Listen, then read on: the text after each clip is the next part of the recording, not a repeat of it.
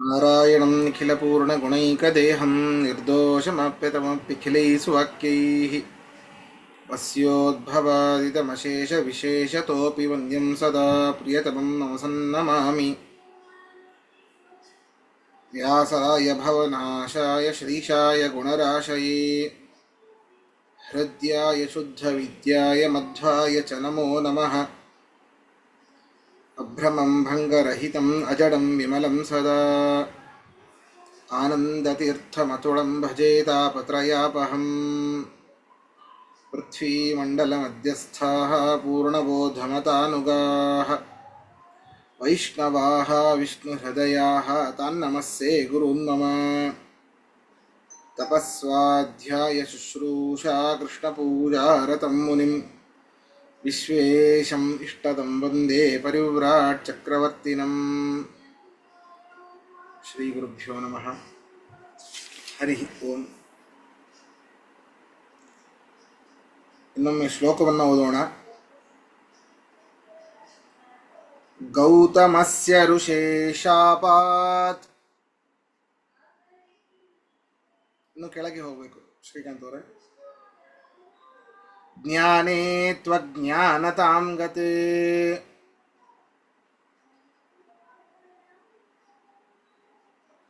ಸಂಕೀರ್ಣ ಬುದ್ಧಯೋ ದೇವಾಃ ಬ್ರಹ್ಮರುದ್ರ ಪುರಸ್ಸರಾಃ.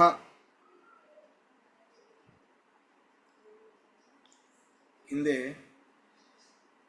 ಒಂದು ಹೇಳಿದ ರೀತಿಯಲ್ಲಿ ಗೌತಮರ ಒಂದು ಶಾಪದಿಂದಾಗಿ ಜ್ಞಾನೇತು ಅಜ್ಞಾನತಾಂ ಗತೆ, ಜ್ಞಾನವೇ ಇತ್ತು, ಗೌತಮಸ್ಯ ಋಷೇ ಶಾಪ, ಗೌತಮ ಋಷಿಯ ಶಾಪದಿಂದಾಗಿ ಅಜ್ಞಾನತಾಂ ಗತೆ, ಘಟದಲ್ಲಿ ಘಟತ್ವವೇ, ಈ ಒಂದು ಪಟದಲ್ಲಿ ಪಟತ್ವವೇ, ಆದರೆ ಘಟದಲ್ಲಿ ಪಟತ್ವ ಬರ್ಲಿಕ್ಕೆ ಸಾಧ್ಯ ಇಲ್ಲ, ಪಟದಲ್ಲಿ ಘಟತ್ವ ಬರ್ಲಿಕ್ಕೆ ಸಾಧ್ಯ ಇಲ್ಲ, ಮನುಷ್ಯನಲ್ಲಿ ಪಶುತ್ವ ಬರ್ಲಿಕ್ಕೆ ಸಾಧ್ಯ ಇಲ್ಲ. ಹಾಗೆ ಈ ಜ್ಞಾನದಲ್ಲಿ ಅಜ್ಞಾನತ್ವ ಬರ್ಲಿಕ್ಕೆ ಸಾಧ್ಯ ಇಲ್ಲ, ಆದರೆ ಶಾಪದಿಂದಾಗಿ ಅಜ್ಞಾನತಾಂ ಗತೆ, ಜ್ಞಾನವು ಅಜ್ಞಾನತ್ವ ಉಳ್ಳದ್ದಾಯಿತು, ಅರ್ಥಾತ್ ಅನ್ಯಥಾ ಜ್ಞಾನ ಆಯಿತು ಅಂತ ಅರ್ಥ. ಸಂಕೀರ್ಣ ಬುದ್ಧಯೋ ದೇವಾಹ, ಸಂಕೀರ್ಣ ಬುದ್ಧಯ ಅಂತಂದ್ರೆ ದೇವತೆಗಳು ಈ ಭೂಲೋಕದಲ್ಲಿ ಇರುವಂತಹ ಜನರ ಮೇಲೆ ಕೃಪೆಯನ್ನ ಮಾಡಿ ದಯಾಳುಗಳಾದ, ಅಂದ್ರೆ ದಯಾಳು ಬುದ್ಧಿ ಉಳ್ಳಂತಹ ದೇವತೆಗಳು ಅಂತ. ಸಂಕೀರ್ಣ ಬುದ್ಧಯ ಅಂತಂದ್ರೆ ದಯಾಳು, ದಯೆ ಎಂಬ ದಯೆಯನ್ನ ತೋರಿ ನಮ್ಮ ಮೇಲೆ ಯಾರು? ಬ್ರಹ್ಮರುದ್ರ ಪುರಸ್ಸರಾಹ, ಚತುರ್ಮುಖ ಬ್ರಹ್ಮದೇವರು, ಪಂಚಮುಖ ರುದ್ರದೇವರು, ಇಂದ್ರದೇವರು, ಇವರೇ ಮೊದಲಾದ ಎಲ್ಲ ದೇವತೆಗಳು ಏನು ಮಾಡಿದರು ಅಂತಂದ್ರೆ ಮುಂದಿನ ಶ್ಲೋಕ ಹೇಳಬೇಕು. ಶರಣ್ಯಂ ಶರಣಂ ಜಗ್ಮುಹು ನಾರಾಯಣಮನಾಮಯಂ ತೈರ್ವಿಜ್ಞಾಪಿತ ಕಾರ್ಯಸ್ತು ಭಗವಾನ್ ಪುರುಷೋತ್ತಮಃ ಅವತೀರ್ಣೋ ಮಹಾಯೋಗಿ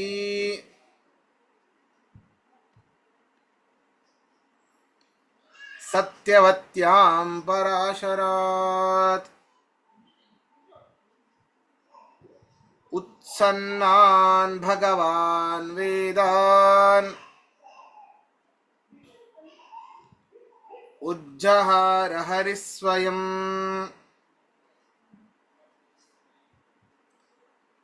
ಚತುರ್ಧಾ ವ್ಯಭಜತ್ತಾಂಶ್ಚ ಚತುರ್ವಿಂಶತಿಧಾ ಪುನಃ ಶತಧಾ ಚೈಕಧಾ ಚೈವ ತಥೈವ ಚ ಸಹಸ್ರಧಾ.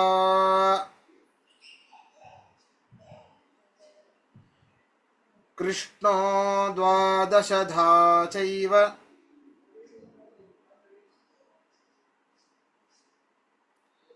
ಪುನಸ್ತಸ್ಯಾರ್ಥವಿತ್ತಯೇ.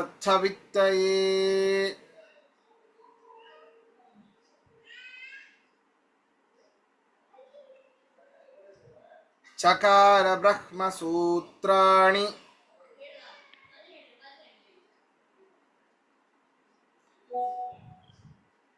ಯೇಷಾಂ ಸೂತ್ರತ್ವಮಂಜಸಾ.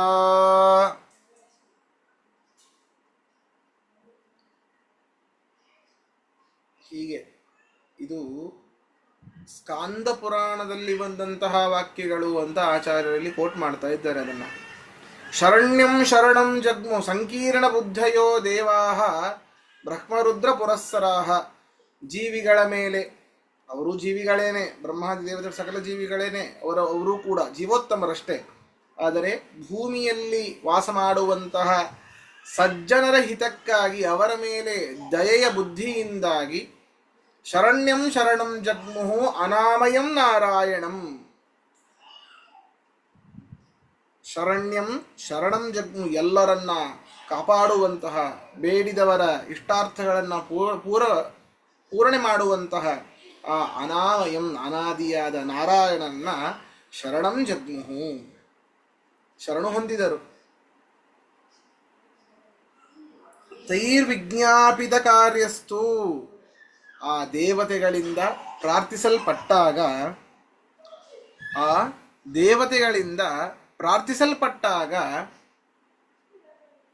ಆ ಭಗವಾನ್ ಪುರುಷೋತ್ತಮನಾದ, ಅರ್ಥಾತ್ ಅಕ್ಷರಾಗಿಂತಲೂ ಉತ್ತಮನಾದ ಪರಮಾತ್ಮನಾದ ಆ ನಾರಾಯಣ ಸತ್ಯವತ್ಯಾಂ ಪರಾಶರಾತ್ ಅವತೀರ್ಣ, ಅವತಾರ ಮಾಡಿದ. ಯಾರಿಂದ ಅಂತಂದರೆ ಸತ್ಯವತೀ ದೇವಿಯಲ್ಲಿ ಮತ್ತೆ ಪರಾಶರ ಋಷಿಗಳ ಇಬ್ಬರ ಒಂದು ತಪಸ್ಸಿನ ಫಲವಾಗಿ ಅವರು ಬೇಡಿಕೊಂಡಿದ್ರು ನಾರಾಯಣನ ಹತ್ತಿರ, ನೀನೇ ನನ್ನ ಮಗನಾಗಿ ಬರಬೇಕು ಅಂತ. ಆದ್ದರಿಂದ ಅವರಲ್ಲಿ ವ್ಯಾಸನಾಗಿ ಅವತಾರ ಮಾಡಿದ. ಸ್ವಯಂ ಮಹಾಯೋಗಿ ಉತ್ಸನ್ನಾನ್ ವೇದಾನ್, ಆ ವೇದಗಳನ್ನು ಉತ್ಸನ್ನಾನ್ ಭಗವಾನ್ ವೇದಾನ್ ಉಜ್ಜಹಾರ ಹರಿಸ್ವಯಂ, ಆ ವೇದ ರಾಶಿ ಸಮೂಹ ಇರುವಂತಹ ಆ ಒಂದು ವೇದಗಳಲ್ಲಿ ಉಜ್ಜಹಾರ, ಅದನ್ನು ಉದ್ಧಾರ ಮಾಡಿದ ವೇದಗಳನ್ನು. ಆ ಋಗಾದಿ ವೇದಗಳನ್ನು ಉದ್ಧರಿಸಿದ, ಅರ್ಥಾತ್ ಎತ್ತಿ ತೋರಿಸಿದ. ಇದರಲ್ಲಿ ಈ ರೀತಿ ನಾಲ್ಕು ವಿಭಾಗಗಳಿವೆ. ಋಗ್ವೇದವನ್ನ ಈ ರೀತಿಯಾಗಿಯೇ ನಾವು ಪಠನೆ ಮಾಡಬೇಕು, ಯಜುರ್ವೇದವನ್ನ ಈ ಒಂದು ಧಾಟಿಯಲ್ಲಿಯೇನೇ ಪಠನೆ ಮಾಡಬೇಕು ಅಂತ ಸರಿಯಾಗಿ ತೋರಿಸಿಕೊಟ್ಟ. ಮತ್ತೆ ಅದರಲ್ಲಿ ಏನು ಹಿಂದೆ ಹೇಳಿದ್ದೇನೆ, ಏನು 4 ವಿಭಾಗಗಳನ್ನು ಮಾಡಿದ್ದ, ಅದರಲ್ಲಿ ಚತುರ್ಧ ವಿಭಜತ್ತಾಂಚ ಚತುರ್ವಿಂಶತಿಧಾ ಪುನಃ. ಆ ಋಗ್ವೇದದಲ್ಲಿ 24 ರೀತಿಯಾಗಿ, ಯಜುರ್ವೇದದಲ್ಲಿ 101 ರೀತಿಯಾಗಿ, ಸಾಮವೇದದಲ್ಲಿ 1000 ರೀತಿಯಾಗಿ, ಅಥರ್ವಣ ವೇದದಲ್ಲಿ 12 ವಿಭಾಗಗಳನ್ನಾಗಿ ಮತ್ತೆ ಡಿವೈಡ್ ಮಾಡ್ತಾರಂತೆ. ಚತುರ್ವಿಂಶತಿಧಾ ಪುನಃ ಶತದಾ ಚೈಕದಾ ಚೈವ ತಥೈವ ಚ ಸಹಸ್ರದ ಅಂತಂದ್ರೆ ಅದೇ ಸಾಮವೇದವನ್ನ 1000 ವಿಭಾಗಗಳನ್ನಾಗಿ ಮಾಡ್ತಾರೆ. ದ್ವಾದಶಧಾಚ, ಈ ಅಥರ್ವಣ ವೇದವನ್ನ 12 ಬಾರಿ ವಿಭಾಗ ಮಾಡ್ತಾರೆ. ಯಾರು ಮಾಡಿದ್ದು? ಕೃಷ್ಣ. ದ್ವಾದಶಧಾ ಚೈವ ಪುನಸ್ತಸ್ಯಾರ್ಥವಿತ್ತಯೇ. ಕೃಷ್ಣ ಅಂತಂದ್ರೆ ಯದುವಂಶ, ಯಾದವ ಕೃಷ್ಣ ಅಲ್ಲ, ವಾಸಿಷ್ಠ ಕೃಷ್ಣ. ವಾಸಿಷ್ಠ ಕೃಷ್ಣ ಅಂತ ಯಾಕೆ ಕರೀತಾರೆ ಗೊತ್ತಾ? ಯಾರಿಗಾದ್ರೂ ಗೊತ್ತಿದೆನಾ? ವೇದವ್ಯಾಸರು ಅಲ್ಲಲ್ಲ, ವೇದವ್ಯಾಸರಿಗೆ ವಾಸಿಷ್ಠ ಕೃಷ್ಣ ಅಂತ ಕರೀತಾರೆ. ವಾಸಿಷ್ಠ ಅನ್ನೋದು ಯಾಕೆ? ಈ ಪರಾಶರರು ವಸಿಷ್ಠರ ಮೊಮ್ಮಗ, ಅವರ ಮಗ ವೇದವ್ಯಾಸರು. ಹೌದಾ? ಆದ್ದರಿಂದ ವಾಸಿಷ್ಠ ಕೃಷ್ಣ ಅಂತ ಇಟ್ಕೊಳ್ಬೇಕು ನಾವಿಲ್ಲಿ, ಕೃಷ್ಣ ಶಬ್ದದಿಂದಾಗಿ. ಅದನ್ನು ಪುನಃ ತಸ್ಯಾರ್ಥವಿತ್ತಯೇ, ಏನು 4 ವಿಭಾಗಗಳನ್ನು ಮಾಡಿದ್ರು ವೇದಗಳನ್ನು, ಮತ್ತೆ ಅದರಲ್ಲಿ ಅನೇಕ ರೀತಿಯಾದಂತಹ ಉಪ ವಿಭಾಗಗಳನ್ನು ಮಾಡಿದರು. ಆದ್ದರಿಂದ ಪುನಃ ತಸ್ಯಾರ್ಥವಿತ್ತಯೇ, ಅದರ ಇನ್ನೂ ಒಳಾರ್ಥಕ್ಕಾಗಿ, ಅದರ ಅರ್ಥ ನಿರ್ಣಯಕ್ಕೋಸ್ಕರವಾಗಿ ತಸ್ಯಾರ್ಥವಿತ್ತಯೇ ಬ್ರಹ್ಮಸೂತ್ರಾಣಿ ಚಕಾರ, ಬ್ರಹ್ಮಸೂತ್ರಗಳನ್ನು ಮಾಡಿದರು. ಈ ಒಂದು ಮಾಡಿದ್ರಿಂದಾಗಿ ಈ ಸೂತ್ರಗಳಿಗೆ ಸೂತ್ರತ್ವವು ಅಂಜಸ. ನೋಡಿ, ಶ್ಲೋಕ ಇರೋದೇ ಹಾಗೆ, ಚಕಾರ ಬ್ರಹ್ಮಸೂತ್ರಾಣಿ ಯೇಷಂ ಸೂತ್ರತ್ವಂ ಅಂಜಸ. ಈ ಬ್ರಹ್ಮಸೂತ್ರಗಳಿಗೇನೇ ಸೂತ್ರತ್ವವು ಕೂಡುತ್ತೆ.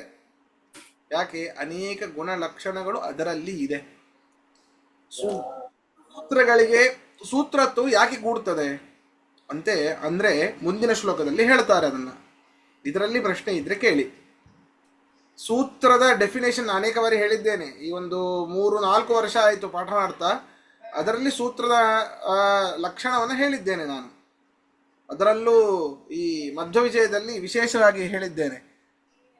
ಯಾರೋ ಬರ್ಕೊಂಡಿದ್ರು, ನೆನಪು ಇಟ್ಟುಕೊಂಡಿದ್ರು, ಅದನ್ನ ಅರುಣ ಅವರು ಅಂತ ಅನ್ಸತ್ತೆ. ಈಗ ಈಗ ಈಗ ಸದ್ಯಕ್ಕೆ ನೆನಪಿಲ್ಲ, ಬರ್ಕೊಂಡಿನಿ, ಅದು ರೆಫರ್ ಮಾಡು. ಹಾ ಸರಿ. ಇದರಲ್ಲಿ ಪ್ರಶ್ನೆ ಏನಾದ್ರೆ ಇದನ್ನ ಇದು ಮೊದಲು 4 ಭಾಗ, ಆಮೇಲೆ ಮತ್ತೆ ಚತುರ್ವಿಂಶತ ಅಂದ್ರೆ 24 ಭಾಗ ಮತ್ತೆ ಮಾಡಿ, ಮತ್ತೆ 1000 ಭಾಗ. ಅಂದ್ರೆ ಅದನ್ನ ಸರಿಯಾಗಿ ನಾವು ತಿಳ್ಕೊಳ್ಬೇಕು. ಅದರ ಬಗ್ಗೆ ನಾನು ಕಳಿಸಿರೋ PDF ಅಲ್ಲಿ ಚೆನ್ನಾಗಿದೆ ನೋಡಿ, ಸರಿನಾ? ಚತುರ್ಧ ವ್ಯಭಜತ್ತಾಂಶ ಚತುರ್ವಿಂಶತಿಧ ಪುನಃ ಚತುರ್ವಿಂಶತಿ ಅಂದ್ರೆ 24. ಚತುರ್ಧ ವ್ಯಭಜತ್ತಾಂಶ, ಮೊಟ್ಟ ಮೊದಲಿಗೆ ಆ ವೇದ ರಾಶಿಗಳಲ್ಲಿ ಚತುರ್ಧ 4 ರೀತಿಯಾಗಿ ವಿಭಾಗ ಮಾಡಿದರು. ತದನಂತರ ಚತುರ್ವಿಂಶತಿಧ, ಮೊಟ್ಟ ಮೊದಲ ವೇದ ಯಾವುದು? ಋಗ್ವೇದ. ಅದನ್ನ 24 ಬಾರಿ ವಿಭಾಗ ಮಾಡಿದರು. ಶತಧ ಋಗ್ವೇದ ಯಜುರ್ವೇದ, ಶತಧ ಚೈಕಧ, ಶತಧ ಚೈಕಧ ಅಂತಂದ್ರೆ ಯಜುರ್ವೇದವನ್ನು 101 ರೀತಿಯಾಗಿ, ಶತ ಪ್ಲಸ್ ಏಕ 1, 100 ಪ್ಲಸ್ 1, 101. ಯಜುರ್ವೇದವನ್ನು 101 ರೀತಿಯಾಗಿ. ತಥೈವ ಚ ಸಹಸ್ರಧ, ಸಾಮವೇದವನ್ನ 1000 ವಿಭಾಗಗಳನ್ನಾಗಿ. ದ್ವಾದಶಧ ಅಥರ್ವಣ ವೇದವನ್ನ 12 ಬಾರಿ 12 ವಿಭಾಗಗಳನ್ನಾಗಿ ಮಾಡಿದರು. ಅದನ್ನ ಮತ್ತೆ ಅದರ ಅರ್ಥಕ್ಕೋಸ್ಕರವಾಗಿ ಬ್ರಹ್ಮಸೂತ್ರಾಣಿ ಚಕಾರ. ಆ ಬ್ರಹ್ಮಸೂತ್ರಗಳಿಗೆ ಸೂತ್ರತ್ವ ನಿಜವಾಗಲೂ ಕೂಡುತ್ತೆ, ಅಂಜಸ, ಪೂರ್ಣ ಲಕ್ಷಣಗಳಿಂದ ಒಪ್ಪುವಂಥದ್ದು ಅದಕ್ಕೆ. ಹಾಗಾದ್ರೆ ಸೂತ್ರದ ಲಕ್ಷಣ ಏನು ಅನ್ನೋದು ಇಲ್ಲಿ ಆಚಾರ್ಯರು ಹೇಳ್ತಾ ಇದ್ದಾರೆ ನೋಡಿ. ಆಚಾರ್ಯ, ಇನ್ನೊಂದು ಪ್ರಶ್ನೆ ಇತ್ತು, ಕೇಳ್ಬಿಡಿ ಅರುಣ್ ಅವರೇ, ಕೇಳ್ಬಿಡಿ, ಆಮೇಲೆ ಹೇಳ್ತೀನಿ. ಕೃಷ್ಣೋ ದ್ವಾದಶಧ, ಆ ದ್ವಾದಶಧ ಅಲ್ಲಿ ಏನು ಅರ್ಥ? ದ್ವಾದಶಧ ಅಂತಂದ್ರೆ ಈ ಅಥರ್ವಣ ವೇದವನ್ನ ದ್ವಾದಶದ 12 ವಿಭಾಗಗಳನ್ನಾಗಿ ಮಾಡಿದರು. ಅದು ಮೊದ್ಲಿಂದ್ರಾಗೆ ಬಂದಿಲ್ವಾ? ಇಲ್ಲ, ಸರಿ, ಮೊದ್ಲಿಂದ ಬಂದಿಲ್ಲ. ಹೌದು. ಫಸ್ಟ್ ಚತುರ್ವಿಂಶತಿಧ, ಆಮೇಲೆ ಶತಧ ಚ ಏಕಧ, ಆಮೇಲೆ ಸಹಸ್ರಧ, ಆಮೇಲೆ ದ್ವಾದಶಧ. ಚಕಾರ, ಇಲ್ಲಿ ಚಕಾರ ಅಂದ್ರೆ ಚಕಾರ ಬ್ರಹ್ಮಸೂತ್ರಾಣಿ ತಸ್ಯಾರ್ಥ ವಿತ್ತಯೇ ಚಕಾರ. ಬ್ರಹ್ಮಸೂತ್ರಗಳನ್ನ ಅದರ ಅರ್ಥಕ್ಕಾಗಿ ಏನು ವಿಭಾಗಗಳನ್ನ ಮಾಡಿದ್ರೋ ಅದರ ಅರ್ಥಕ್ಕಾಗಿ ಬ್ರಹ್ಮಸೂತ್ರಗಳನ್ನ ಚಕಾರ ಮಾಡಿದರು. ಆಮೇಲೆ ಸೂತ್ರ ಇಲ್ಲ ಆಚಾರ್ಯ, ಒಂದೇ ಸಣ್ಣ ಪ್ರಶ್ನೆ. ವೇದಗಳು 3, ಅಥರ್ವಣ ವೇದ, ಅಥರ್ವ ಋಷಿಗಳು ಬರೆದಿದ್ದು ಪ್ಯೂರ್ ವೇದ ಅಂತ. ವೇದಗಳು 4ಕ್ಕೆ ವಿಭಾಗ ಮಾಡಿದ್ದು, ಈ ಅಥರ್ವಣ ಋಷಿಗೆ ಅದು ಹೊಳೆದಿದ್ದು, ಸರಿನಾ? ತಪಸ್ಸಿನ ಮೂಲಕ ಅದು ಗೊತ್ತಾಗಿದ್ದು ಅಷ್ಟೇ. ಸರಿ, ಹಾಗಾದ್ರೆ ಅಥರ್ವಣ ಋಷಿಗಳದು ವೇದವ್ಯಾಸರಿಗಿಂತ ಮುಂಚೆನೆ ಹೊಳೆದು ಆಗಿತ್ತು. ಹಾಗಾದ್ರೆ ವೇದವ್ಯಾಸರ ಮುಂಚೆ ಏನಲ್ಲ, ವೇದವ್ಯಾಸರ ನಂತರವೇನೆ ಅವರು ಬಂದಿದ್ದು. ಅಂದ್ರೆ ಈಗ ಅವರು ಮಾಡಿದ್ದು ಅಥರ್ವ ವೇದ ಅಂತ ಮಾಡಿದ್ರು, ಮುಂದೆ ಹಾ. ಅಥರ್ವಣ ಋಷಿ ಅಂತ ಒಬ್ಬ ಇದ್ದ, ಹಾ. ಹೌದಾ? ಒಬ್ಬ ಋಷಿ ಇದ್ರು. ಆ ಓಕೆ. ಋಷಿಗೂ ಕುಡಿದು ಹೊಳಿತು ಅಷ್ಟೇ. ಓಕೆ, ಸರಿ ಸರಿ ಸರಿ. ಆ ಋಷಿ ಇದನ್ನ ಹಾ, ಸಂಗ್ರಹ ಮಾಡಿ ಅವ್ರು ಬರ್ದಿದ್ದಲ್ಲ ಅದು. ಇಲ್ಲ ಇಲ್ಲ ಇಲ್ಲ ಇಲ್ಲ ಇಲ್ಲ. ಸರಿ ಸರಿ, ಯಾಕಂದ್ರೆ ವೇದಗಳು ಯಾರು ಬರ್ದಿಲ್ಲ ಅಂತ ಹೇಳ್ತಾರಲ್ವಾ. ಹೌದು ಹೌದು, ಅವ್ರು ಬರ್ದಿರೋದಲ್ಲ. ಯಾವ ವೇದಗಳು ನೋಡಿ, ಈಗ ವಿಶ್ವಾಮಿತ್ರ ಗಾಯತ್ರಿ ಅಂತ, ಹಾ. ವಿಶ್ವಾಮಿತ್ರರು ಬರೆದಿದ್ದ ಗಾಯತ್ರಿನಾ? ಇಲ್ಲ. ಧ್ಯಾನ ಮಾಡ್ತಾ ಮಾಡ್ತಾ ಬ್ರಹ್ಮ ಗಾಯತ್ರಿ ಒಂದೇ ಇರುವಂತದ್ದು ವೇದದಲ್ಲಿ. ತತ್ಸವಿತುರ್ವರೆಣ್ಯಂ ಭರ್ಗೋ ದೇವಸ್ಯ ಧೀಮಹಿ ಧಿಯೋ ಯೋನಃ ಪ್ರಚೋದಯಾತ್. ವಿಶ್ವಾಮಿತ್ರ ಗಾಯತ್ರಿ ಅಂದ್ರೆ ಈ ಪ್ರಣವ ವ್ಯಾಹೃತಿಗಳು ಸೇರಿಸೋದು. ಓಂ ಭೂರ್ಭುವಸ್ವಃ ಇದು ವ್ಯಾಹೃತಿಗಳು, ಪ್ರಣವ ಓಂಕಾರ. ಈ ರೀತಿಯಾಗಿ ನಾವು ಅರ್ಥ ಮಾಡಬೇಕು, ಇದನ್ನ ಮಾಡಬೇಕು ಅಂತ ವಿಶ್ವಾಮಿತ್ರರಿಗೆ ಹೊಳೆದಿದ್ದಷ್ಟೇ. ಸರಿ ಸರಿ. ಹೀಗೆ ಅದರಿಂದ ನಾನು ವಿಶ್ವಾಮಿತ್ರ ಗಾಯತ್ರಿ ಅಂತ ಕರಿತಾ ಬಂದ್ರು. ಓಕೆ, ಯಾಕಂದ್ರೆ ಯಾವಾಗ್ಲೂ ಕನ್ಫ್ಯೂಷನ್ ಏನಿರುತ್ತೆ ಅಂದ್ರೆ ವೇದಗಳು 3-4 ಅನ್ನೋದಕ್ಕೋಸ್ಕರ. ಹ್ಮ್. ಗುರುಗಳೇ ಒಂದ್ ಕಡೆ ವೇದ ಗುರುಗಳೇ ಒಂದ್ ಅನಾದಿ ನಿತ್ಯ ಅಂತಾರಲ್ಲ, ಹೌದು ಅನಂತ ಇದೆ. ಅಷ್ಟು ವೇದನ್ನ ವೇದವ್ಯಾಸ ಸೆರೆ ಹಿಡಿದ್ಬಿಟ್ಟು 4 ಭಾಗ ಮಾಡ್ಬಿಟ್ರ. ಅಂದ್ರೆ ಹೌದು ಬಹಳ ಅನಾದಿ, ಅದು ಅನಿತ್ಯ ಇದೆ. ಅಷ್ಟಿನ್ನು ಒಟ್ಟುಗೂಡಿಸಿ 564 ಒಳಗೆ ಅಲ್ಲ, ಒಟ್ಟುಗೂಡಿಸ್ಲಿಕ್ಕೆ ಏನಾಗಿದೆ? ಅನಾದಿ ಇರ್ಲಿ, ಅನಂತ ಇರ್ಲಿ, ಹಾ ಪರಮಾತ್ಮ ಅನಂತ. ಹೌದು, ಅದು ಅವನಿಗೆ ಯಾವುದು ತಿಳ್ಕೊಳ್ಳಿಕ್ಕೆ ಅಸಾಧ್ಯ. ಅಸಾಧ್ಯವಾದ ಕೆಲಸವೇ ಇಲ್ಲ. ಅಚ್ಚಾ, ಸರಿನಾ? ದೇವರೇ ಮಾಡ್ಲಿಕ್ಕೆ ಸಾಧ್ಯ, ಹಾ, ದೇವರೇ ಮಾಡಿದ. ಅದನ್ನು ಮಾಡ್ಲಿಕ್ಕೆ ಅವನಿಂದ ಮಾತ್ರ ಸಾಧ್ಯ. ಗೊತ್ತಾಯ್ತು, ಇನ್ನೇನು ಉಳಿದಿಲ್ಲ. ಹೌದು, ಸರಿ, ಧನ್ಯವಾದ. ಅದನ್ನ ಮಾಡಿಲ್ಲ, ಸ್ವತಃ ಅವನೂ ಕೂಡ ಮಾಡಿಲ್ಲ. ಗುರುಗಳು ಈ 3 ವೇದ ಗುಂಪೆ ತ್ರೈ ಅಂತ ಬರ್ತದಲ್ಲ, ಒಂದ್ ಕಡೆ ನೋಡಿದೆ ನಾನು. ಅದು ಹೌದು. ಆದರೆ ಯಾಕೆ ತ್ರೈ ಅಂತ ಹೇಳ್ತಾರೆ ಅಂದ್ರೆ, ಅಥರ್ವಣ ವೇದದಲ್ಲಿ ಬರುವಂತಹ ಎಲ್ಲಾ ಸೂಕ್ತಗಳು ಈ 3 ವೇದದಲ್ಲಿ ಬರುವಂತಹ ಕೆಲವೊಂದು ಸೂಕ್ತಗಳೇ ಇದೆ ಅದರಲ್ಲಿ. ಅದರಿಂದ 3 ಅಂತ ವ್ಯವಹಾರ. ಹೌದು, ಋಗ್ ಯಜು ಇದು ಒಂದು ಸಾಮಾನ್ಯ ಬರ್ತದೆ, ತ್ರೈ ಅಂತ ಈ ಬರ್ತದೆ. 3 ವೇದಗಳಲ್ಲಿ ಬರುವಂತಹ ಸೂಕ್ತಗಳೇನೆ ಅಥರ್ವಣ ವೇದದಲ್ಲಿ ಇರುವಂತದ್ದು. ಆದ್ರಿಂದ ಕೆಲವೊಬ್ರು ಅದನ್ನ ಕನ್ಸಿಡರ್ ಮಾಡೋದಿಲ್ಲ. ವೇದ ಇರೋದು 4. ಓಕೆ, ಸರಿ ಸರಿ. ಮುಂದೆ ನೋಡಿ, ಸೂತ್ರದ ಒಂದು ಡೆಫಿನೇಷನ್ ಹೇಳ್ತಾರೆ, ಹೇಳಬೇಕು. ಅಲ್ಪಾಕ್ಷರಮ ಸಂದಿಗ್ಧಂ ಸಾರವತ್ ವಿಶ್ವತೋ ಮುಖಂ ಅಸ್ತೋಭಂ ಅನವದ್ಯಂ ಚ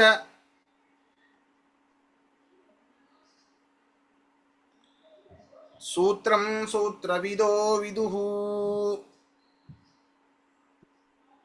ಮೊಟ್ಟ ಮೊದಲಿಗೆ ಭಾಷ್ಯವನ್ನು ಓದಿ ಬಿಡೋಣ, ತದನಂತರ ಅದರ ಅರ್ಥವನ್ನು ಹೇಳ್ತಾ ಬರ್ತೇನೆ. ನಿರ್ವಿಶೇಷಿತ ಸೂತ್ರತ್ವಂ ಬ್ರಹ್ಮಸೂತ್ರಸ್ಯ ಚಾಪ್ಯತಃ ಯಥಾ ವ್ಯಾಸತ್ವಮೇಕಸ್ಯ ಕೃಷ್ಣಸ್ಯಾನ್ಯೇ ವಿಶೇಷಣಾತ್ ಸವಿಶೇಷಣ ಸೂತ್ರಾಣಿ ಹ್ಯಪರಾಣಿ ವಿದೋ ವಿದುಃ.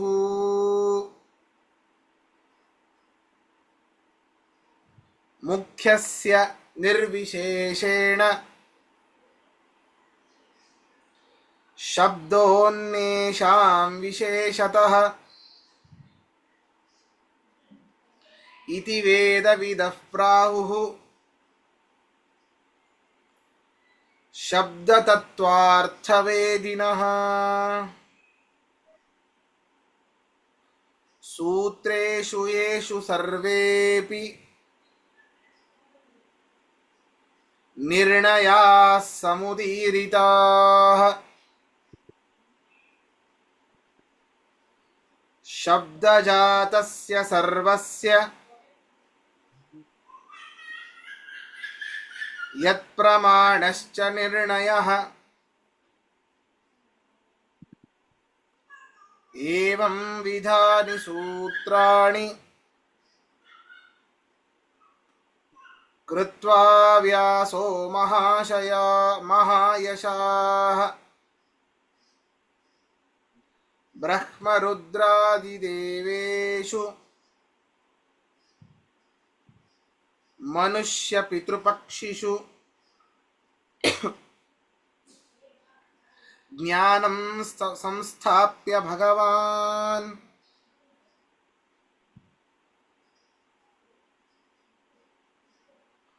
ಕ್ರೀಡತೆ ಪುರುಷೋತ್ತಮಃ. ನೋಡಿ, ಅಲ್ಪಾಕ್ಷರಂ ಸೂತ್ರ, ಈ ಮೊದಲನೇ ಶ್ಲೋಕ ಮಾತ್ರ ಸೂತ್ರ ಡೆಫಿನೇಷನ್ ಇದು. ಅಲ್ಪಾಕ್ಷರಂ ಅಸಂದಿಗ್ಧಂ ಸಾರವತ್ ವಿಶ್ವತೋ ಮುಖಂ. ಏನು ಅಲ್ಪಾಕ್ಷರ ಅಂತಂದ್ರೆ, ಆ ಒಂದು ಸೂತ್ರದಿಂದ ಏನು ಅರ್ಥ ಬರಬೇಕೋ ಅದು ಅತ್ಯಂತ ಅಲ್ಪ ಅಕ್ಷರಗಳಲ್ಲಿ ಆ ಒಂದು ಸೂತ್ರ ಜೋಡಣೆ ಆಗಿರಬೇಕು. ಅದು ನಿಜವಾದ ಅದು ನೋಡಿ, ಅಲ್ಪಾಕ್ಷರಂ ಅಸಂದಿಗ್ಧಂ ಸಾರವದು ವಿಶ್ವತೋಮುಖಂ ಅಸ್ತೋಭಂ ಅನವದ್ಯಂ ಚ, ಈ 6 ಲಕ್ಷಣಗಳು ಸೂತ್ರದ್ದು. ಇವೆಲ್ಲವೂ ಕೂಡ ಯಾವುದರಲ್ಲಿ ಇರುತ್ತೋ ಅದೇ ನಿಜವಾದ ಸೂತ್ರ. ಅಲ್ಪಾಕ್ಷರಂ ವಿವಕ್ಷಿತವಾದ ಅರ್ಥ ಕೊಡುವಂತಹ, ಅದು ಎಷ್ಟೇ ದೊಡ್ಡದಿರಲಿ, ಸಣ್ಣ ಶಬ್ದದಿಂದಾಗಿ ದೊಡ್ಡ ಅರ್ಥ ಆಗ್ತಿರಬೇಕು. ಅದೇ ಅಲ್ಪಾಕ್ಷರಂ, ಸ್ವಲ್ಪ ಅಕ್ಷರಗಳಿರಬೇಕು ಸೂತ್ರದಲ್ಲಿ. ಅಸಂದಿಗ್ಧಂ, ಯಾವುದೋ ಸೂತ್ರ ಹೇಳ್ತಾರೆ ಅಂತ ತಿಳ್ಕೊಳ್ಳಿ, ಇದು ಯಾಕೆ ಹೇಳಿದ್ರು, ಏನಿದು ಅಂತ ಸಂಶಯ ಬರಬಾರ್ದು. ಸಂದಿಗ್ಧವಾಗಿರಬಾರ್ದು, ಅಸಂದಿಗ್ಧವಾಗಿರಬೇಕು. ಸಾರವತು ಅಷ್ಟೇ ಅಲ್ಲ, ಇರೋ ಆ ಒಂದು ಸೂತ್ರ ಹೇಳಿದ್ದಾರೆ ಅಂತಂದ್ರೆ ಅದಕ್ಕೆ ಅನೇಕ ಪ್ರಮಾಣಗಳಿಂದ ಲಭ್ಯವಾಗದೇ ಇರುವಂತಹ ಹೊಸಾದ ಅರ್ಥ ಅದರಿಂದ ಬರ್ತಿರಬೇಕು. ಆ ಒಂದು ಸೂತ್ರದಿಂದ ನಮಗೆ ಇದರಲ್ಲಿ ಯಾವುದೂ ಗೊತ್ತಾಗೋದು, ಬರೀ ಸೂತ್ರ ಓದಿ ಬರೀ ಶಬ್ದಗಳ ಶ್ರವಣ ಆಗತ್ತೆ ಅಷ್ಟೇ, ಸೂತ್ರವನ್ನು ಓದ್ಲಿಕ್ಕೆ ಬರೋಲ್ಲ. ಕೆಲವೊಮ್ಮೆ ಈಗ ಮುಂದೆ ಹೋದರೆ ದೊಡ್ಡ ದೊಡ್ಡ ಸೂತ್ರಗಳೆಲ್ಲ ಬರುತ್ತೆ, ಅದರ ಉಚ್ಚಾರಣೆ ಕೂಡ ಆಗೋದಿಲ್ಲ ನಮಗೆ. ಸಾರವತು, ಇತರ ಪ್ರಮಾಣಗಳಿಂದ ಅಲಭ್ಯವಾದ ಅರ್ಥ ಈ ಒಂದು ಸೂತ್ರದಲ್ಲಿ ಲಭ್ಯವಾಗಬೇಕು. ವಿಶ್ವತೋಮುಖಂ ಅಂದ್ರೆ ಬರೀ ಒಂದನ್ನೇ ಅರ್ಥ ಇರಬಾರ್ದು, ಅನೇಕ ಅರ್ಥ ಅದಕ್ಕಿರಬೇಕು. ಆ ಒಂದು ಸೂತ್ರಕ್ಕೆ ಬಹುಶಾಖೆಗಳಿಗೆ ನಿರ್ಣಾಯಕವಾಗಿರಬೇಕು. ನೋಡಿ, 4 ವೇದಗಳ ಶಾಖೆಗಳು ಮತ್ತೆ ಅದರಲ್ಲಿ ಉಪಶಾಖೆಗಳು, ಈ ಎಲ್ಲ ಶಾಖೆಗಳಿಗೂ ನಿರ್ಣಾಯಕವಾಗಿದೆ ಈ ಒಂದು ಬ್ರಹ್ಮಸೂತ್ರ. ಅಸ್ತೋಭಂ ಅಲ್ಲ, ಈಗ ಮುಂದೆ ಮುಂದೆ ಹೇಳಿದ ಜನ್ಮಾದ್ಯಸ್ಯ ಯತಃ ಓಂ ಓಂ ಅಥಾತೋ ಬ್ರಹ್ಮ ಜಿಜ್ಞಾಸ ಓಂ. ಇಲ್ಲಿ ಅನಚೀಚ ಇತ್ಯಾದಿ ಸೂತ್ರಗಳೆಲ್ಲ ಬರ್ತದೆ. ಮುಂದೆ ಒಂದೊಂದು ಚಕಾರ ಬರ್ತದೆ, ತು ಅಂತ ಬರ್ತದೆ. ಅಲ್ಲಿ ತು ಅಂತ ಯಾಕೆ ಹಾಕಿದ್ರು? ತು ವ್ಯರ್ಥ, ಸೂತ್ರದಲ್ಲಿ ತು ಅನ್ನೋದು ಬೇಕಾಗೇ ಇಲ್ಲ. ಇದರಿಂದಲೇನೆ ನಮಗೆ ಈ ಒಂದು ಪೂರ್ವದಲ್ಲಿ ಇರುವಂತಹ ಶಬ್ದದಿಂದಲೇ ನಮಗೆ ಎಲ್ಲ ಅರ್ಥ ಸಿಗ್ತಾ ಇದೆ.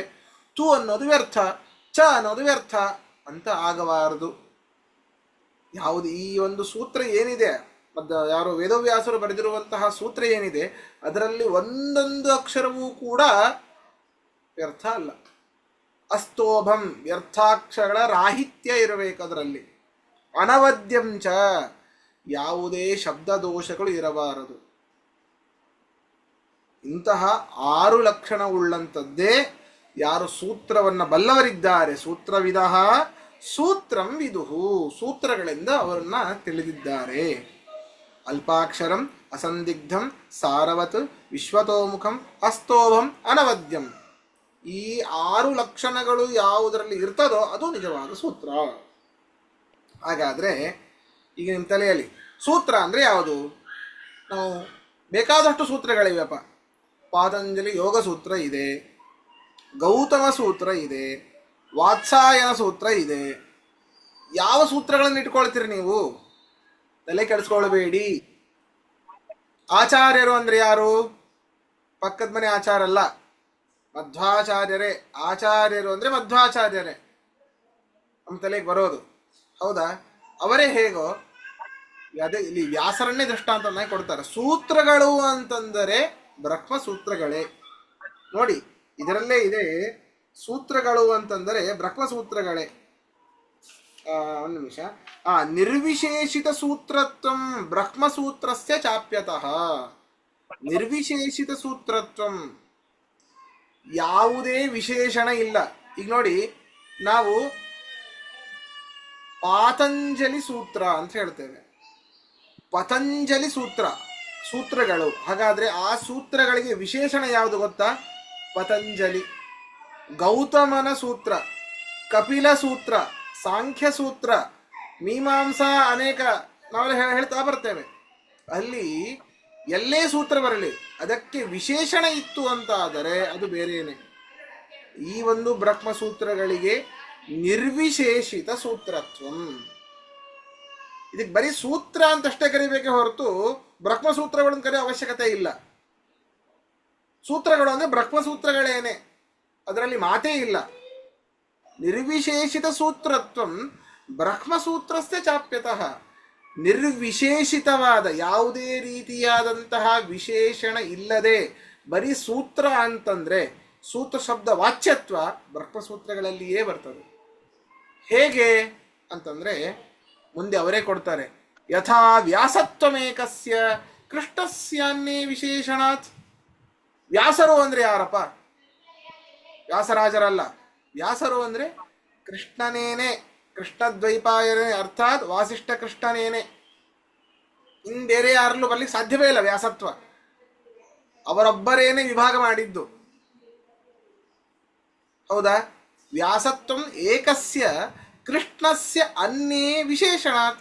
ಕೃಷ್ಣನನ್ನ ಹೊರತುಪಡಿಸಿ ಇನ್ಯಾರಲ್ಲೂ ಬರ್ಲಿಕ್ಕೆ ಸಾಧ್ಯ ಇಲ್ಲ. ಕೃಷ್ಣರು ಅಂತಂದ್ರೆ ಯಾರು? ವೇದವ್ಯಾಸರೇನೆ. ಹೇಗೆ ವ್ಯಾಸತ್ವ ಅನ್ನುವಂಥದ್ದು ವೇದವ್ಯಾಸರನ್ನೇ ಹೇಳತ್ತೋ, ಹಾಗೆ ಸೂತ್ರ ಅನ್ನುವಂಥದ್ದು ಸೂತ್ರ, ಈ ಬ್ರಹ್ಮಸೂತ್ರಗಳನ್ನೇ ಹೇಳುತ್ತೆ. ವ್ಯಾಸರು ಅಂತಂದ್ರೆ ವ್ಯಾಸ ಶಬ್ದ ವಾಚ್ಯರಾದವರು ವೇದವ್ಯಾಸರೇ ಹೇಗೋ, ಹಾಗೆ ಬರೀ ಸೂತ್ರ ಶಬ್ದ, ನಿರ್ವಿಶೇಷಿತವಾದ ಬರೀ ಸೂತ್ರ ಶಬ್ದ ವಾಚ್ಯತ್ವ ಬ್ರಹ್ಮಸೂತ್ರಗಳಲ್ಲಿಯೇ ಬರ್ತದೆ. ಸವಿಶೇಷಣ ಸೂತ್ರಾಣಿ ಹ್ಯಪರಾಣಿ ವಿಧೋ ವಿದುಹು. ಅಲ್ಲಪ್ಪ ಅನೇಕ ಸೂತ್ರಗಳಿವೆ, ಅದಕ್ಕೇನು ಅಲ್ಲ. ಸವಿಶೇಷಿತ ಸೂತ್ರಾಣಿ ಅಂದ್ರೆ ವಿಶೇಷಣ ಸಹಿತವಾದ ಸೂತ್ರಗಳು ಯಾವುದರಲ್ಲಿ? ಅದು ಅಪರಾಣಿ ವಿಧೋ ವಿಧು. ಈ ವಾತ್ಸಾಯನ ಸೂತ್ರ, ಗೌತಮ ಸೂತ್ರ, ಅವೆಲ್ಲ ಬೇರೆಗಳಿವೆ, ಬೇರೆ ಬೇರೆ ಸೂತ್ರಗಳು. ಅಲ್ಲಿ ಏನಾದರೂ ನೋಡಿ, ಬರೀ ಸೂತ್ರ ಅಂದರೆ ಬ್ರಹ್ಮಸೂತ್ರ. ನೀವು ವಾತ್ಸಾಯನ ಸೂತ್ರ, ಗೌತಮ ಸೂತ್ರ, ಪಾತಂಜಲಿ ಸೂತ್ರ ಅಂತ ಇದೆಲ್ಲ ಹೇಳ್ತಾ ಬಂದ್ರಿ ಅಂತಂದರೆ ಅವು ಬೇರೆಯೇ. ಬೇರೆಯ ಸೂತ್ರಗಳನ್ನು ನೀವು ಬರೀ ಸೂತ್ರ ಅಂದರೆ ಪಾತಂಜಲಿ ಸೂತ್ರ ಬರೋದಿಲ್ಲ, ಗೌತಮರ ಸೂತ್ರ ಬರೋದಿಲ್ಲ. ಹೌದಾ? ಮತ್ತೇನು? ಆಯಾಯ ಸೂತ್ರಗಳನ್ನು ನೀವು ವಿಶೇಷಣ ಸಹಿತವಾಗಿಯೇ ಹೇಳಬೇಕು ಅಂತ ಜ್ಞಾನಿಗಳು ತಿಳಿದಿದ್ದಾರೆ. ಇದು ಜಗತ್ತಿನ ಸಾಮಾನ್ಯ ನಿಯಮ. ಇದು ಪಾಣಿನಿ ಸೂತ್ರ, ಅಲ್ಲಿ ಸೂತ್ರಗಳಂದ್ರೆ ಪಾಣಿನಿ ಸೂತ್ರಗಳೂ ಬರೋದಿಲ್ಲ. ಪಾಣಿನಿ ಸೂತ್ರ ಅಂತಲೇ ನೀವು ವಿಶೇಷವಾಗಿ ಹೇಳಿದಾಗ ಮಾತ್ರ ಪಾಣಿನಿ ಸೂತ್ರಗಳು ಒಂದರ್ಥ. ಬರೀ ಸೂತ್ರವನ್ನು ಹೇಳ್ತೀರಿ ಅಂತ ಆದರೆ, ಬರೀ ಸೂತ್ರ ಶಬ್ದ ಪ್ರಯೋಗ ಮಾಡ್ತೀರಿ ಅಂತ ಆದರೆ ಅದು ಬ್ರಹ್ಮಸೂತ್ರಗಳೇನೆ. ಅದನ್ನೇ ಹೇಳಿದ್ದು ಇಲ್ಲಿ ಆಚಾರ್ಯರು. ಸವಿಶೇಷಣ ಸೂತ್ರಾಣಿ ಹ್ಯಪರಾಣಿ ವಿಧೋ ವಿದುಹು ಮುಖ್ಯಸ್ಯ ನಿರ್ವಿಶೇಷೇಣ ಶಬ್ದೋನ್ನೇಷಾಂ ವಿಶೇಷತಃ. ಮುಖ್ಯವಾದ ವ್ಯಕ್ತಿಯಾಗಲಿ ವಸ್ತುವಾಗಲಿ ಅದನ್ನು ಉಪಪದ ರಹಿತವಾಗಿಯೇ ನಾವು ಹೇಳ್ತೇವೆ. ಈಗ ನೋಡಿ, ಮನೆಯಲ್ಲಿ ಯಾರೋ ಗೆಸ್ಟ್ ಬಂದಿದ್ದಾರೆ ಅಂತ ತಿಳ್ಕೊಳ್ಳಿ. ನಿಮ್ಮ ಮಡದಿಗೆ ಏನಂತ ಕರಿತೀರಿ? ಏನೇ ಕಾಫಿ ತಗೊಂಬ ಅಂತ ಹೇಳ್ತೀರಿ. ಏನೇ ಶಬ್ದವಾಚ್ಯಳಾದವ್ರು ಯಾರು? ಜಗತ್ತಿನ ಇತರ ಪತ್ನಿಯರ? ನಿಮ್ಮ ಪತ್ನಿ ಏನೇ. ಅದಕ್ಕೆ ಯಾವುದು ವಿಶೇಷಣ ಇಲ್ಲ, ನೀವು ವಿಶೇಷಣ ಹಾಕಿಲ್ಲ, ನೀವು ಸುಮ್ಮನೆ ಹೇಳಿದ್ದು ಏನೇ, ಇಷ್ಟೇ. ಬೇರೆ ಯಾವ ವಿಶೇಷಣ ಇಲ್ಲ, ನಿರುಪಪದ ಇಲ್ಲ ಅದಕ್ಕೆ. ಹೌದಾ? ಅಂತಹ ಆದರೆ ಮನೆಯಲ್ಲಿ ಮುಖ್ಯವಾದವಳು ಅವಳಲ್ಲಿ ಇಲ್ಲದೆ ಹೋದರೆ ಮನೆಯೇ ನಿಂತು ಹೋಗುತ್ತೆ, ಎಲ್ಲ ಕಾರ್ಯಗಳು ಬಂದ್.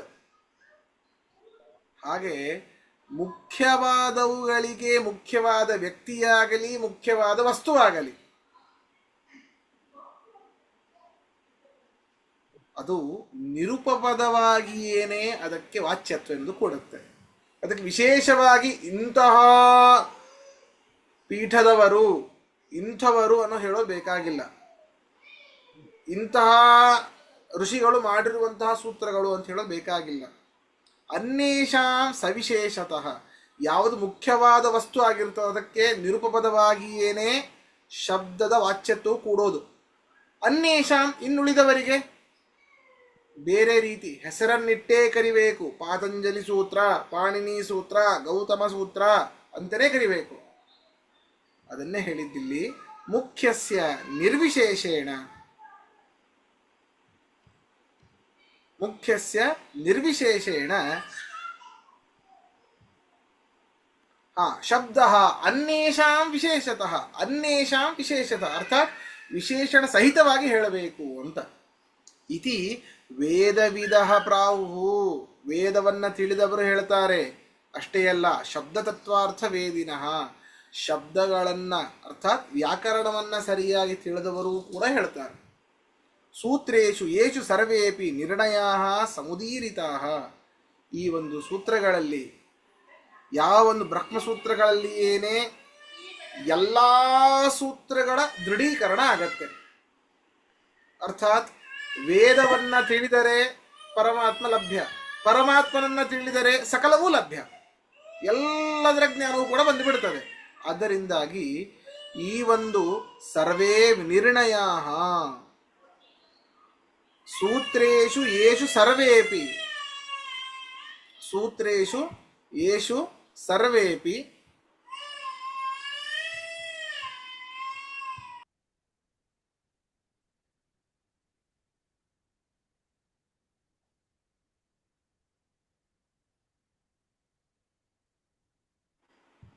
ಸೂತ್ರೇಷು ಯೇಷು ಸರ್ವೇಪಿ,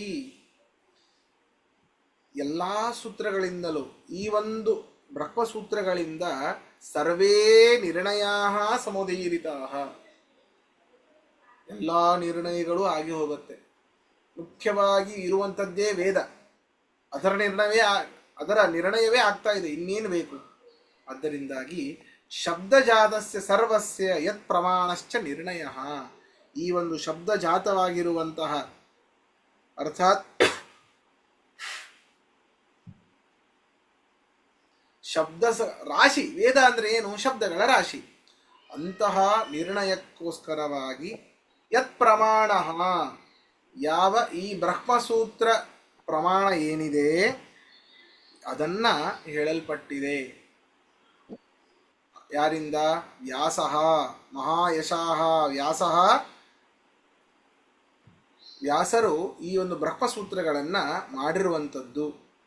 ಏವಂ ವಿಧಾನಿ ಸೂತ್ರಾಣಿ ಕೃತ್ವ ವ್ಯಾಸೋ ಮಹಾಯಶಃ, ಈ ರೀತಿಯಾದಂತಹ ಸಕಲ ನಿರ್ಣಾಯಕವಾದಂತಹ ಶ್ರುತ್ಯರ್ಥ ನಿರ್ಣಾಯಕವಾದಂತಹ ಬ್ರಹ್ಮಸೂತ್ರಗಳನ್ನು, ಈ ಒಂದು ವೇದದಲ್ಲಿ ಬರುವಂತಹ ಇಂತಿಂತಹ ಶಬ್ದಗಳಿಗೆ ಇದೇ ರೀತಿ ಅರ್ಥ, ಅದಕ್ಕೇನು ಪ್ರಮಾಣ? ಬ್ರಹ್ಮಸೂತ್ರ ಪ್ರಮಾಣ.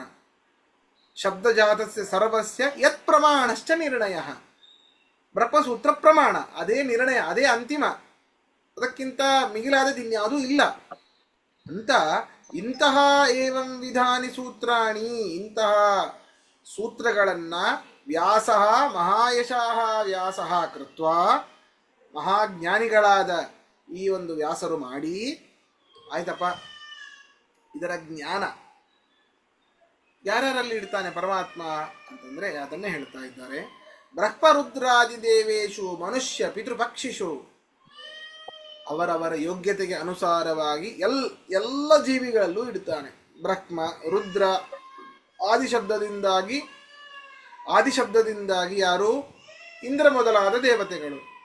ಮನುಷ್ಯರಲ್ಲೂ ಕೂಡ, ಮನುಷ್ಯೋತ್ತಮರಲ್ಲಿ, ಪಿತೃಗಳಲ್ಲಿ, ಪಕ್ಷಿಗಳಲ್ಲಿ, ಪ್ರಾಣಿಗಳಲ್ಲಿ ಅವರವರ ಯೋಗ್ಯತೆಗೆ ಅನುಸಾರವಾಗಿ ಜ್ಞಾನಂ ಸಂಸ್ಥಾಪ್ಯ ಭಗವಾನ್, ಜ್ಞಾನವನ್ನು ಸಂಸ್ಥಾಪನೆ ಮಾಡಿ ಕ್ರೀಡತೆ ಪುರುಷೋತ್ತಮ ಕ್ರೀಡತೆ, ಆ ಪುರುಷೋತ್ತಮನಾದ ನಾರಾಯಣ ಆ ಜೀವಿಗಳಲ್ಲಿ ಅವರವರ ಯೋಗ್ಯತೆಗೆ ತಕ್ಕ ಹಾಗೆ ಏನು ಜ್ಞಾನವನ್ನು ಸಂಸ್ಥಾಪನೆ ಮಾಡಿ, ತದನಂತರ ಅವನು ಕ್ರೀಡತೆ ರಮಿಸ್ತಾನೆ ಅಂತ ಇದರ ಅರ್ಥ. ಮುಂದಿನ ದಿನಗಳಲ್ಲಿ ನಾವು ಆ ಒಂದು ಸೂತ್ರದ ಬಗ್ಗೆ ನೋಡ್ತಾ ಹೋಗೋಣ. ಸರಿನಾ? ಇವತ್ತಿನ ಪಾಠ ಮುಗಿಸೋಣ. ಶ್ರೀಕೃಷ್ಣಾರ್ಪಣಮಸ್ತು, ಮಧ್ವೇಶಾರ್ಪಣಮಸ್ತು.